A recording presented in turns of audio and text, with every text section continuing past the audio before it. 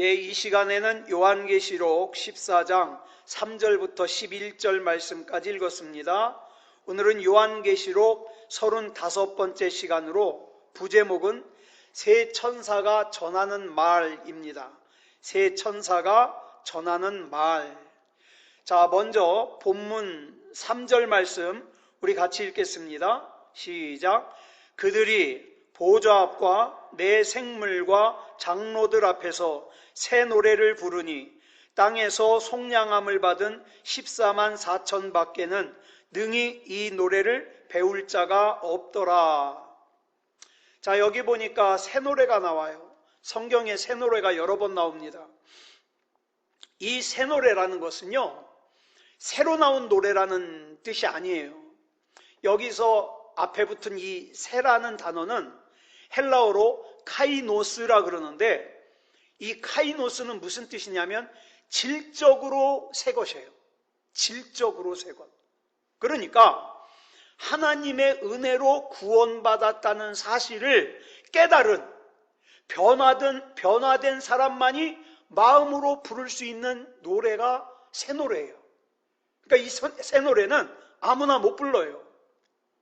그런데 반면에 이 새 노래는요, 음악을 배우지 않아도 부를 수 있어요. 음치라도 부를 수 있어요. 뚝배기 깨지는 소리를 내도 부를 수 있어요. 단지 한 가지 조건이 뭐냐? 그 중심에 하나님의 은혜를 알고 하나님께서 자기를 만져주시는 것을 느끼고 그것에 대한 감사와 감동이 있다면 누구든지 부를 수 있는 노래가 새 노래예요. 우리가 주일날 지금 성가대를 설 수가 없기 때문에 영상으로 성가대를 틀어드립니다. 그 찬양을 선곡하는 기준이 뭐냐면 은혜예요.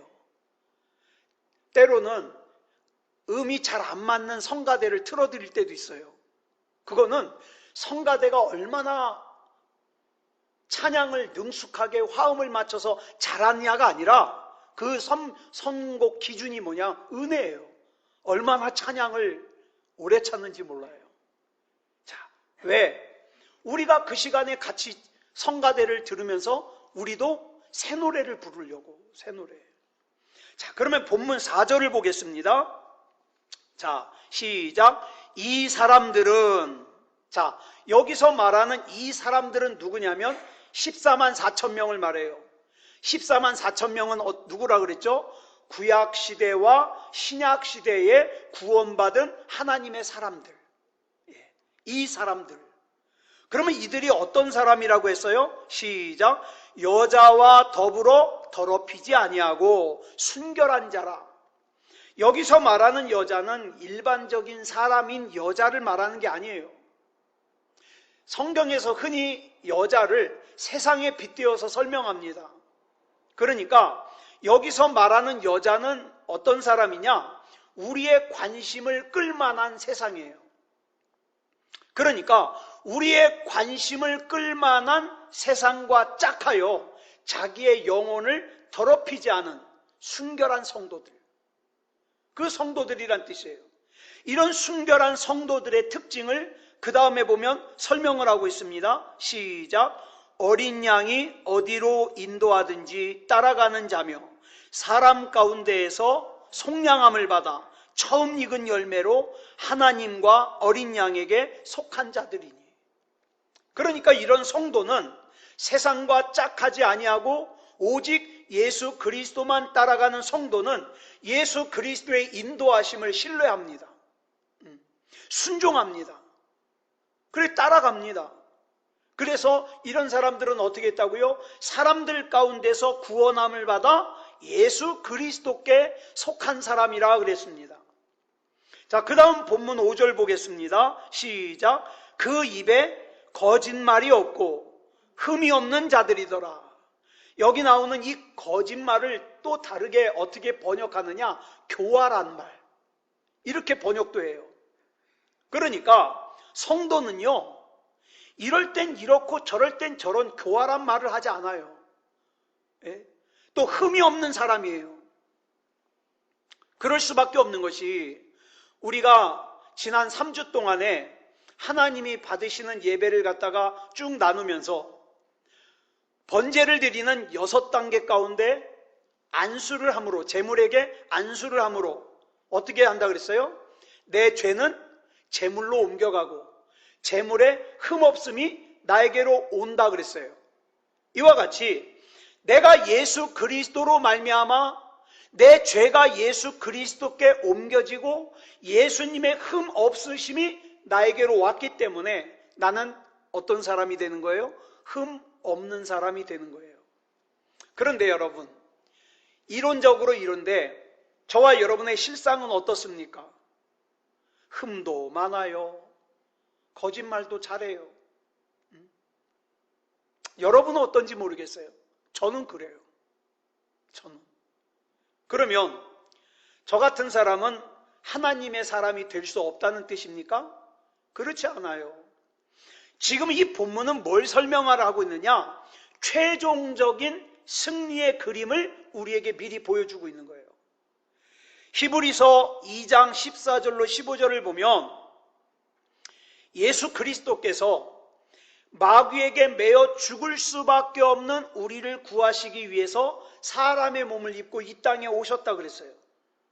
그리고 그 예수님께서 이 세상을 떠나실 때에는 하나님께 우리를 맡기는 기도를 했다 그랬죠. 요한복음 17장 15절 시작. 내가 비옵는 것은 그들을 세상에서 데려가시기를 위함이 아니요 다만 악에 빠지지 않게 보존하시기를 위함이니이다.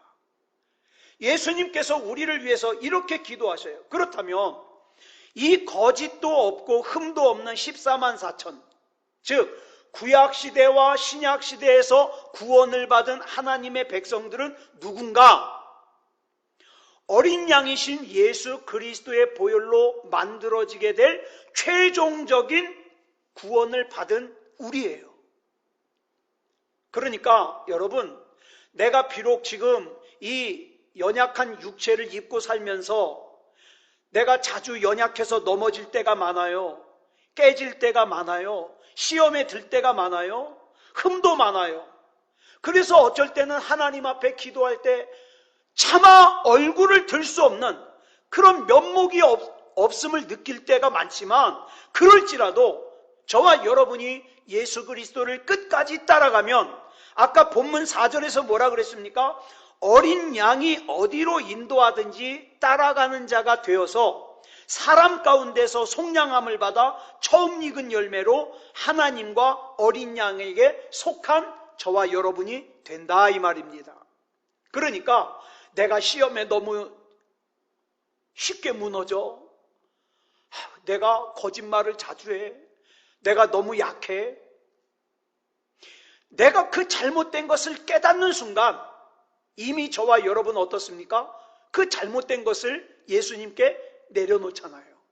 그래서 그런 저와 여러분은 최종적인 구원받은 승리자가 된다 이 말입니다. 오늘도 예수 그리스도의 보혈의 공로 안에서 하나님의 백성이 된 저와 여러분이 최종적으로 거짓이 없게 하시고 흠이 없게 하셔서 완전한 하나님의 나라로 인도하시겠다는 거예요. 그래서 우리가 비록 이 세상에 살 때는 어떻습니까? 이 세상을 떠나는 것이 두렵지만 떨리지만 사실은 이 세상에 떠나서 하나님 나라 가고 나면 아이고 왜 그렇게 내가 전전긍긍했대? 그런 소리 하게 된다 이 말이에요. 왜? 우리를 위해서 예비한 하나님의 나라는 너무 좋기 때문에. 그러니까 저와 여러분은 그거 하나 준비하면 돼요. 최종적인 승리. 나는 하나님 거다. 악한 마귀가 나를 어찌할 수 없다. 비록 내 육체가 약하여 자주 넘어지고 시험에 들고 죄는 짓지만 그러나 나는 즉각적으로 예수 그리스도 이름으로 회개하고 용서받는다. 나는 최종적인 승리자다. 이것만 잘 준비하면 돼요. 출애굽기 17장을 보면 이스라엘 백성이 아말렉과 전쟁을 합니다. 그런데 잘 아시다시피 이 전쟁의 승패가 전쟁을 하는 현장에 달려 있었습니까? 아니면 산꼭대기에서 하나님의 지팡이를 손에 들고 기도하는 모세의 손에 있었습니까? 산꼭대기에서 손을 들고 기도하는 모세의 손에 있었잖아요. 이건 무슨 뜻이냐? 저와 여러분의 삶의 승패는 우리의 삶의 현장에 있지 아니하고 우리를 위해 싸우시는, 지난 시간에 말씀드렸죠. 어린 양이 일어섰어요. 왜 일어섰다 그랬죠? 날 위해서 싸우려고. 나를 위해서 싸우시는 어린 양이신 예수 그리스도께 있다 그랬어요. 그러면 우리가 할 일이 뭐냐? 내가 할 일이 뭐냐? 그 주님을 신뢰하고 찬양하고 기도하고 예배하면서 주님 앞에 나아가는 거예요. 자, 본문 6절 보겠습니다. 시작. 또 보니 다른 천사가 공중에 날아가는데 땅에 거주하는 자들 곧 모든 민족과 종족과 방언과 백성에게 전할 영원한 복음을 가졌더라. 자, 여기 보니까 굉장히 또 중요한 말이 나와요. 또 다른 한 천사가 공중에 날아갔대요. 공중에. 이게 공중이 뭘까? 에베소서 2장 2절을 보면 사탄 마귀의 별명이 나오죠. 뭐라 그랬어요? 공중에 권세 잡은 자라 그랬어요. 그러므로 여기서의 공중은 어떤 빈 공간을 얘기하는 게 아니에요. 이 허공을 얘기하는 게 아니에요. 뭘 얘기하느냐? 사탄 마귀가 붙들고 권력을 휘두르고 있는 역사, 시간, 이걸 뜻해요. 그런데 지금 저와 여러분이 어디를 살고 있어요? 그 공중을 살고 있어요. 그래서 이 공중은 권세 잡은 사탄 마귀 때문에 모순과 혼란과 불확실이 많아요. 그래서 그 결과로 나타나는 게 뭡니까? 고통이에요. 비명이에요. 아픔이에요. 이것들을 갖다가 전부 합해서 한 단어로 뭐라 그래요? 환란이라 그래요. 나는 분명히 예수 믿는데 왜 내가 환란을 만나지? 공중에 권세 잡은 자 때문에 그래요. 이걸 공중이라고 표현하고 있어요. 그런데 첫 번째 천사가 그 공중에 날아가고 있어요. 이렇게 공중에 날아가는 목적이 뭐냐? 공중에 권세 잡은 자에게 붙들려서 환난 가운데 고통을 당하고 아픔을 당하고 비명을 지르고 있는 사람들에게 영원한 복음을 주기 위해서라 그랬어요. 영원한 복음을. 그렇다면 여기서 공중에 날아가는 이 첫 번째 천사는 영원한 복음을 가진 천사예요. 자, 근데 우린 여기서 좀 이상해요. 복음이면 복음이지 영원한 복음은 또 뭐야? 이 영원한 복음을 갖다가 이단들이 자기 입맛에 맞게 사용해요. 그래가지고 자기네들이 주장하는 것, 그것이 영원한 복음이라고 속여요. 가짜예요. 이 사람들이 왜 이걸 그렇게 이용해 먹냐? 이 영원한 복음이라는 표현이 성경에서 쉽게 볼 수 없거든요. 성경에서 복음을 영원한 복음이라고 표현할 때는 이런 때예요. 어떤 때냐? 땅의 문제뿐만 아니라 하나님께서 창조하신 모든 창조물, 온 우주적인 운명이 걸려있는 거. 이걸 영원한 복음이라고 표현해요. 그렇다면 이 우주적인 운명이라는 거 뭐냐? 세 가지로 정리할 수 있어요. 첫째로는 하나님께서 통치하시는 영역. 둘째로는 하나님의 의지대로, 하나님의 계획대로 통치되는 영역. 세 번째는 하나님의 의지대로 완성될 영역. 이런 뜻이에요. 그래서 이 우주적인 운명에 관련된 복음을 말할 때 하나님의 뜻, 하나님의 섭리, 하나님의 의지, 하나님의 인도하심을 말할 때 뭘 사용하냐? 영원한 복음이라고 사용해요. 그러면 이 영원한 복음에는 어떤 내용이 담겨져 있느냐? 본문 7절에 나와요. 시작. 그가 큰 음성으로 이르되 하나님을 두려워하며 그에게 영광을 돌리라. 이는 그의 심판의 시간이 이르렀음이니 하늘과 땅과 바다와 물들의 근원을 만드신 이를 경배하라 하더라. 자, 여기 보니까 영원한 복음의 첫 번째 내용이 뭐냐? 하나님을 두려워하라는 거예요. 그 다음 두 번째 내용이 뭐냐? 하나님께 영광을 돌리라는 거예요. 그리고 세 번째 내용이 뭐냐? 하늘과 땅과 바다와 물들의 근원을 만드신 하나님을 경배하라는 거예요. 왜? 왜 하나님을 두려워하고 왜 하나님께 영광을 돌리고 왜 하나님을 경배하는가? 이유가 나오죠. 하나님의 심판의 시간이 이르렀기 때문에. 지금 첫 번째 천사가 공중에 날아가면서 이 영원한 복음을 전하는 거예요. 교리를 쉽게 가르치기 위해서 107개의 질문과 답으로 정리한 웨스트민스터 소요리 문답이라는 책이 있어요. 이 책에 107가지 질문 중에서 첫 번째 질문이 뭐냐? 사람의 제일 되는 목적이 무엇입니까? 즉, 사람이 존재하는 이유가 뭐냐 이 말이죠. 그거에 대하여 답을 이렇게 기록하고 있어요. 사람의 제일 되는 목적은 하나님을 영화롭게 하는 것과 그를 영원토록 즐거워하는 것입니다. 자, 오늘 하루 사시면서 하나님을 영화롭게 해드렸습니까? 그러면 나를 창조하신 목적대로 산 거예요. 아니, 목사님 생각 못하고 넘어갔는데요? 그러면 내 목적대로 못 사는 거죠. 왜? 나를 창조하신 목적이 하나님을 영화롭게 하기 위한 것이니까. 그리고 하나님을 즐거워하기 위한 거니까. 여기서 우리가 조금 더 자세하게 살펴봐야 될 내용이 뭐냐? 하나님을 두려워하라는 첫째 항목이에요. 여기서 말하는 이 두려움은요, 뭐 우리가 무서운 선생님 앞에 가서 느끼는 두려움이라든가 또는 공포영화 같은 걸 보면서 느끼는 두려움이 아니에요. 여기서 말하는 두려움은 무슨 두려움이냐? 지극히 높고 지극히 존귀하고 지극히 거룩하신 하나님 앞에서 느끼는 두려움이에요. 예를 들면 내가 굉장히 좋아하고 존경하는 분이 옆에 있으면 어때요? 막 긴장해가지고 당황해가지고 어때요? 막 말도 더듬고 식은땀 나고 그러죠? 이런 거 말해요. 저 같은 경우에는 제가 굉장히 존경하는 목사님들이 계시거든요. 예를 들면 이재철 목사님, 이찬수 목사님, 유기성 목사님. 전 이런 분들 너무 좋아요. 만약에 이런 분들 중에 어떤 분이 제 옆에 있다, 그럼 전 무지하게 떨릴 거예요. 막 말도 더듬을 거예요. 이때에 느끼는 느낌이 극대화된 것을 갖다가 여기서 뭐라고 표현해요? 두려움이라고 표현해요. 절대 무서워서 떠는 두려움이 아니에요.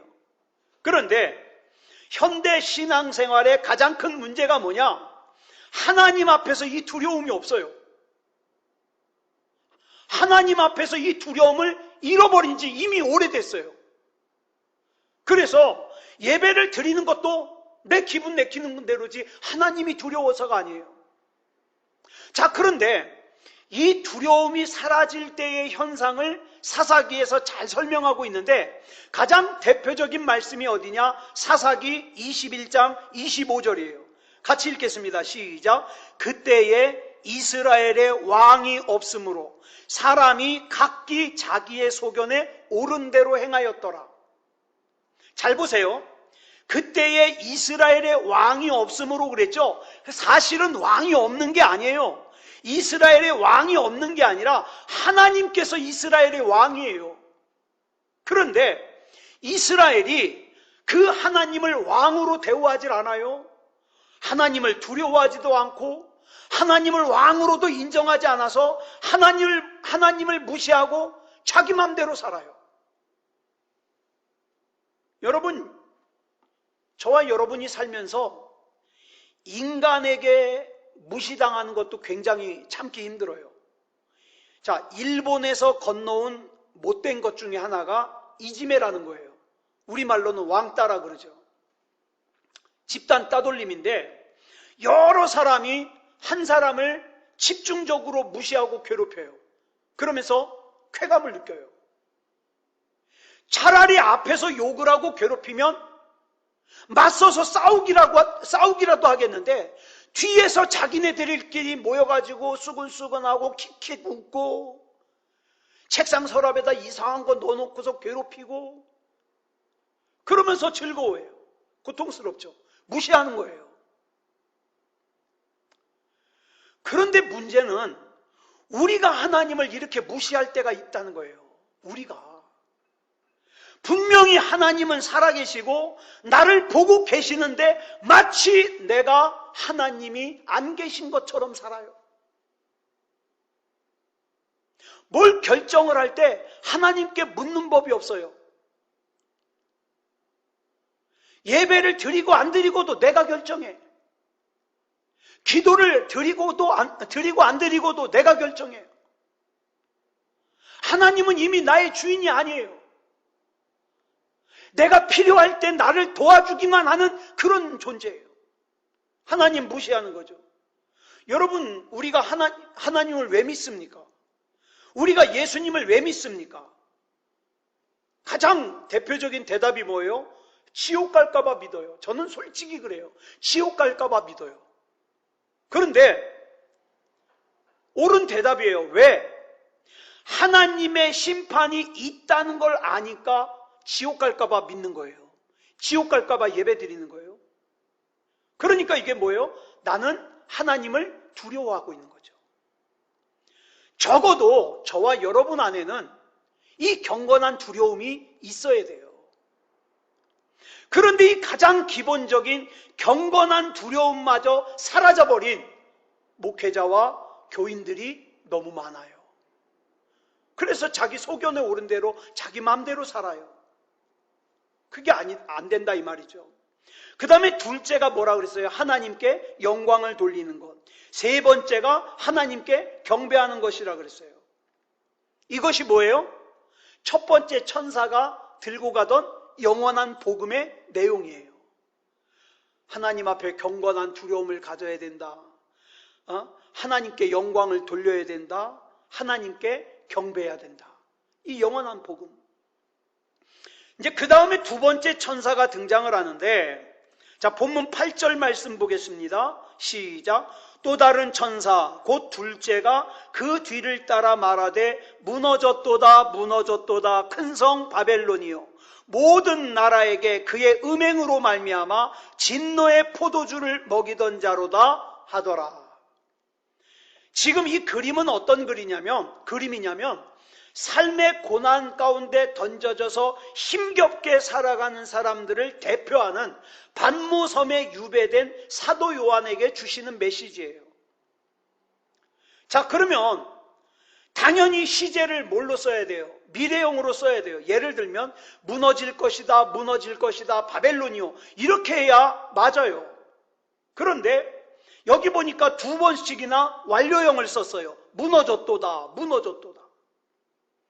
여기서 말하는 바벨론이 뭐냐면 사도 요한 당시에 건재한 로마 제국이에요.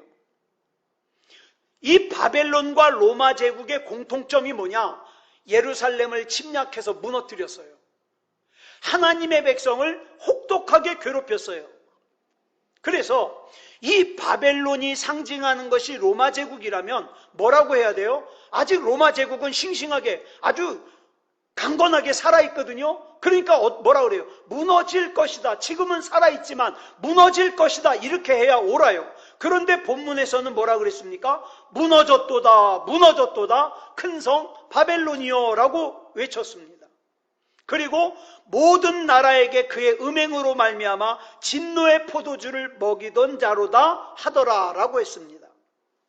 이것은 음행과 진노의 포도주로 하나님의 백성을 무너뜨리려고 했다는 거예요. 뭐가? 바벨론이, 로마 제국이. 그런데 이것이 무너졌다는 거예요. 자, 그럼 왜 이렇게 완료형으로 기록했는가? 하나님께서는 반드시 그렇게 하실 거니까. 이걸 강조하기 위해서요. 이와 비슷한 내용이 여호수아에도 나와요. 여호수아와 이스라엘 백성이 아직 가나안에 들어가지도 않았는데 아직 요단강도 건너지 않은 상태에서 하나님께서 여호수아에게 여호수아 1장 3절에서 이렇게 말씀하십니다. 시작. 내가 모세에게 말한 바와 같이 너희 발바닥으로 밟는 곳은 모두 내가 너희에게 주었노니. 주었다 그랬어요. 주었다. 현재 가나안에 들어가지도 않았는데 주었대요. 그런데 시간이 지나면서 어떻게 해요? 하나님께서 말씀하신 대로 주셨습니다. 그러면 이런 말씀을 들으면 흥분이 되는 게 당연하죠. 여러분, 저와 여러분의 영적인 전쟁은요, 이겨놓고 싸우는 싸움이에요. 지금은 극심하게 힘들지만, 지금은 끝이 보이지 않지만, 중요한 건 뭡니까? 이겨놓고 싸우는 싸움이에요. 요즘에는 좀 시들해졌는데, 저 어렸을 때는 권투가 굉장히 인기가 좋았어요. 그래서 TV에서 금요일 날마다 정해놓고 정규 방송에 권투 경기를 보여줬어요. 저는 레슬링은 좋아했는데 권투는 별로 안 좋아했어요. 근데 요즘에는 또 어때요? 이 권투보다 더 무섭게 싸우는 이종 종합 격투기가 인기가 좋아요. 그런데 언젠가 이 종합 격투기 선수를 인터뷰한 기사를 제가 읽은 적이 있거든요. 여기서 기자가 이렇게 물어봅니다. 당신은 링에 올라갈 때 어떤 마음으로 올라가십니까? 그랬더니 뭐라고 대답하냐면, 이 격투기 선수들이 100이면 100, 링 위에 올라갈 때 무섭대요. 선수들이 무섭대요. 그래 기자가 또 물었습니다. 뭐가 무섭습니까? 그랬더니 맞는 게 무섭대요. 저는 그 기사를 읽으면서 얼마나 웃었는지 몰라요. 격투기 선수가, 때리고 맞는 일을 하는 격투기 선수가 맞는 게 무섭대요. 근데 그 다음에 또 웃기는 얘기를 합니다. 가끔 보면 희한하게 이길 때가 있대요. 어쩔 때냐면 한참 싸우다가 이제 도저히 이 글로브를 낀 손을 들 힘이 없어가지고 에휴 안 되겠다, 그냥 수건 던지고 졌다 그래야지. 그리고 이제 막 포기하려는 순간 상대방이 먼저 포기를 했대요. 그래가지고 포기하려고 했던 자기가 이겼대요. 근데 이런 경우가 많더라는 거예요. 많더라. 그러니까 싸우면서 어떻게 해요? 요번만 견디자, 요것만 이기자, 그러면서 싸우게 된다는 거예요. 예. 우리 인생도 그래요. 저와 여러분 살면서 참 기가 막힌 일, 예? 기가 막힌 수렁과 같은 일들을 만나잖아요. 앞으로 살 일도 두렵고, 자녀를 키우는 일도 두렵고, 자녀를 이 땅에 살아가게 하는 것도 두렵고, 또 새로운 일을 시작하는 것도 두렵고, 노후도 두렵고, 코로나도 두렵고, 일하는 것도 두렵고, 두려운 게 많아요. 그런데 우리가 반드시 알아야 될 것은 우리의 구원의 문제만 이겨놓고 싸우는 게 아니라 저와 여러분 앞에 있는, 저와 여러분을 두렵게 하는 이 모든 문제가 하나님 앞에서 이겨놓고 싸우는 거라 이 말이에요. 이겨놓고. 그러니까 우리는 뭐라고 고백해요? 내일 일은 난 몰라요. 하루하루 살아요. 고생이나 또 어떤 어려움도 난 몰라요. 나는 그저 오늘 믿음다운 믿음으로 살 뿐이고, 주님의 이름을 부르면서 살 뿐이고, 내일 일은 내일이 걱정하도록 넘겨주는 거예요. 왜? 내 인생의 주권은 내게 있는 게 아니라 하나님께 있으니까. 하나님께 맡기고 가는 거예요. 네. 자, 보세요. 여기 지금 천사가 모순과 허무와 불확실이 가득한 공중을 날아다니고 있어요. 그러면서 이 두 번째 천사가 가지고 온 메시지가 뭐냐? 공중의 권세 잡은 자가 멸망한다. 이 메시지예요. 끝났다. 그러면서 이제 세 번째 천사가 등장을 합니다. 본문 9절부터 11절까지 보겠습니다. 시작. 또 다른 천사 곧 셋째가 그 뒤를 따라 큰 음성으로 이르되, 만일 누구든지 짐승과 그의 우상에게 경배하고 이마에나 손에 표를 받으면 그도 하나님의 진노의 포도주를 마시리니 그 진노의 잔에 섞인 것이 없이 부은 포도주라. 거룩한 천사들 앞과 어린 양 앞에서 불과 유황으로 고난을 받으리니 그 고난의 연기가 세세토록 올라가리로다. 짐승과 그의 우상에게 경배하고 그의 이름표를 받는 자는 누구든지 밤낮 쉼을 얻지 못하리라 하더라. 자, 세 번째 천사는 어린 양의 보혈의 은혜를 입지 못한 사람들이 하나님의 진노의 포도주를 마실 거라고 보여줍니다. 누구 앞에서 보여주죠? 거룩한 천사들 앞과 어린 양 앞에서 보여줍니다. 그리고 나서는 심판을 뭐로 표현했냐? 고난의 연기라고 표현했습니다. 우리는 연기 그러면 어디가 생각나요? 연기. 예? 소돔과 고모라가 심판받을 때 아브라함이 봤더니 소돔과 고모라에서 옹기점의 연기같이 올라왔다 그랬어요. 그 연기. 자, 요한계시록 14장 1절을 보겠습니다. 시작. 또 내가 보니 보라 어린 양이 시온산에 섰고 그와 함께 14만 4천이 서 있는데 그들의 이마에는 어린 양의 이름과 그 아버지의 이름을 쓴 것이 있더라. 이 그림과 셋째 천사가 보여준 그림과는 완전히 대비됩니다. 반대예요. 요한계시록 14장 1절부터 8절까지 나오는 사람들의 모습은 구원받은 승리자들의 모습이에요. 반면에 9절부터 11절까지 나오는 사람들의 모습은 어린 양이신 예수 그리스도의 보혈을 거부해서 심판을 받을 사람들의 모습이에요. 자, 이 세 천사를 다시 정리합니다. 첫 번째 천사는 영원한 복음을 가졌는데 그 내용이 뭐라 그랬어요? 하나님을 두려워해라. 하나님께 영광을 돌려라. 하나님께 경배해라. 이 내용이라 그랬어요. 두 번째 천사가 외침이 뭡니까? 너무 걱정하지 마라. 공중의 권세 잡은 자, 또 바벨론이 무너질 것이다. 이 메시지를 설명했어요. 그리고 그날이 오면 믿음을 지키기 위해서 눈물을 흘린 우리의 눈물을 닦아주신다 그랬어요. 자, 보세요. 그 이마에 어린 양의 이름과 아버지의 이름이 쓴 것이 있어야 되는데, 즉 뭐가? 믿음다운 믿음이 있어야 되는데, 구원받을 만한 믿음이 있어야 되는데, 이 후반부 9절부터 11절까지로 가면서 이 세상을 사는 것이 너무 바쁘다 보니까, 이 세상을 사는 것이 너무 정신없다 보니까 뭘 받아버렸어요? 짐승의 이름을 받아버렸어요. 하나님을 멀리했어요. 예배를 멀리했어요. 기도를 멀리했어요. 그리고 어떻게 해요? 내 목구멍이 포도청이라 나 살기 바빠서 짐승의 이름을 받아버렸어요. 그래서 어떻게 된다고요? 하나님 앞에 심판을 받는다고요. 그렇기 때문에 이 말씀을 통해서 저와 여러분에게 주시는 메시지가 뭐냐? 끝까지 믿음다운 믿음을 지켜야 된다. 구원받을 만한 믿음을 지켜야 된다. 이걸 지금 강조하고 있는 거예요. 사랑하는 여러분, 바쁘기 때문에 예배를 드릴 수 없다. 바쁘기 때문에 기도할 수 없다. 바쁘기 때문에 하나님과 친할 수 없다. 속지 마십시오. 속지 마십시오. 그거는 그 이마에서 어린 양의 이름과 아버지의 이름을 지우고 거기에 짐승의 이름을 쓰기 위한 악한 마귀의 계략이에요.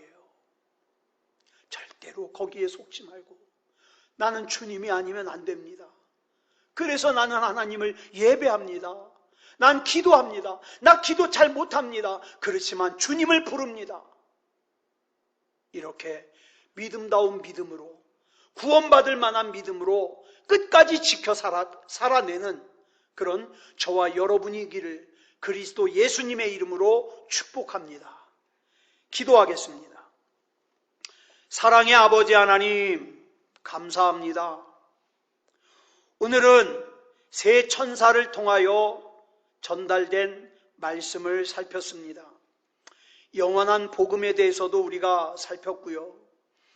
우리를 못살게 굴고 믿음에서 무너지게 만들려고 하는 바벨론도 공중의 권세 잡은 자도 무너질 것이라는 것을 말씀을 들었습니다.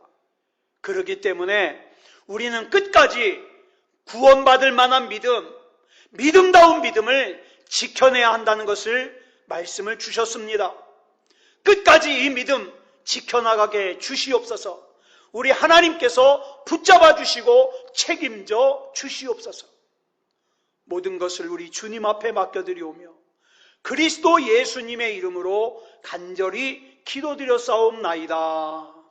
아멘.